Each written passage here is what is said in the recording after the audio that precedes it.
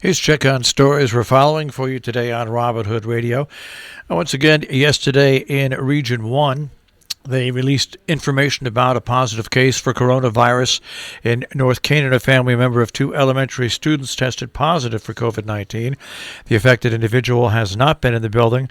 There's no close contact within 6 feet for 15 minutes or longer over a 24-hour period with staff or students other than those who live in the home. The entire family will remain at home in quarantine per CDC preferred guidelines. In a story in this morning's Republican-American, First Selectman Curtis Rand of Salisbury said that town is in the final design phase for flashing beacons that will be installed at the crosswalk in the center of town at the White Hart Inn as well. The plans have been submitted to the State Department of Transportation. Selectmen have long been concerned about speeding vehicles going through that town and have sought ways to slow down vehicles. Rand acknowledged 4 parking spots, 2 on either side of the road, will be lost. Some residents may be bothered by that, he said, but the legislature requires that of all crosswalks. Rand said he's hoping the project can take place this spring. The town is also proposing a beacon on Salmon Kill Road at the bike path crossing, but the state does not have to get involved there because it's a town road. Connecticut Governor Ned Lamont reported yesterday that people ages 65 to 74 should be able to start getting COVID-19 vaccine shots in mid-February. Disclosing the state's ongoing vaccination program is expected to open up this next group within 10 days following a tour of vaccination clinics in Waterbury. He cautioned the 10-day estimate depends on the supply of vaccine. Meanwhile, Governor Cuomo announced expanded eligibility for people seeking COVID-19 vaccines, but some Hudson Valley counties are waiting for more information and help from the state before proceeding. Cuomo said earlier this week the state will allow local governments to administer the vaccine to restaurant workers, taxi or app-based drivers, and facilities that care for the developmentally disabled. That does not mean that people in those groups will immediately be able to get the vaccine, though, according to some officials. Berkshire County Sheriff's Office warns that scammers are using the office phone number in an apparent attempt to steal money from county residents. In a release yesterday, the sheriff said his department has received reports that community members are receiving calls soliciting bail funds. Those that were calling were impersonating an inmate and looking for bail money from a family member, end quote, according to the sheriff's office. They are starting. Hi, Grandma. The office said scammers were relying on spoofing, a technology that allows people to fool caller ID into displaying the wrong telephone number. The Massachusetts Dental Society Foundation will give Berkshire's $15,000 to expand access to dental care county-wide.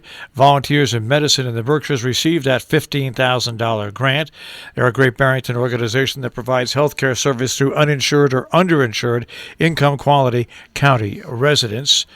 VIM is thrilled to be able to continue with this important program, which helps us provide high-quality, free dental care to our growing patient base, according to the organization's acting dental director in a news release yesterday. So meetings coming up in our area. Today, the Sharon Park and Recreation Commission scheduled to meet at 6:15 p.m. Also today, in Sheffield, the Housing Commission to meet at 7 p.m. In Cornwall, at 6:30, a special meeting of the Planning and Zoning Commission. The ABC Committee has a special meeting. That is coming up today at 6:30. The Town of Amenia Town Board meeting is being held tonight at Town Hall, first floor, at 7 p.m. Town of Ankrum Planning Board will hold a public hearing. That comes up tonight at 7 p.m. as well. All those meetings are remote. You have to check with the town websites how to get involved. The Passover Guest, a virtual visit with the author Susan Cusel and illustrator Sean Rubin of the new book, The Passover Guest. It'll held Friday at 4 p.m.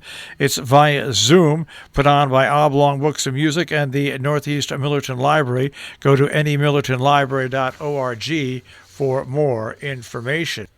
Chinese calligraphy workshop is happening February 6th in Pine Plains, the Pine Plains Free Library.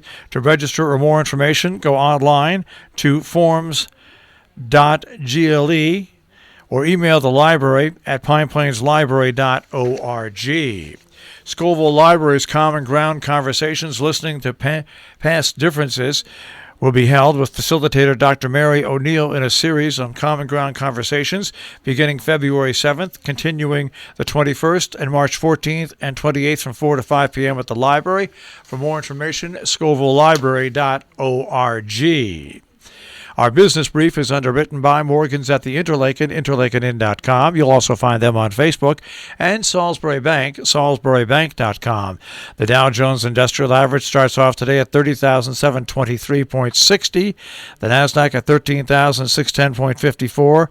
And the S&P 500 at 3830.17. We'll take a look at that tri-state forecast. That'll come your way in just a few moments.